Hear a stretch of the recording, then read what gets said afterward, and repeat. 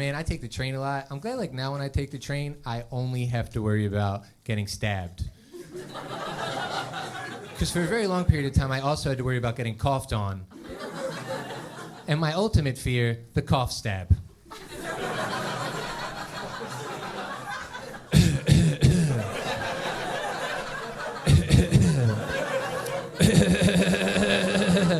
That last one was the Puerto Rican cough stab.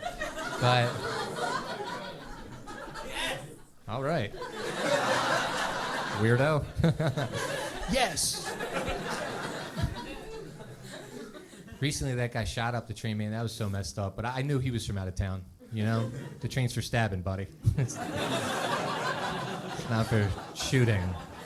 What's next? A sneeze gunshot? A chew bang bang. God bless you. You girls get me. Good job.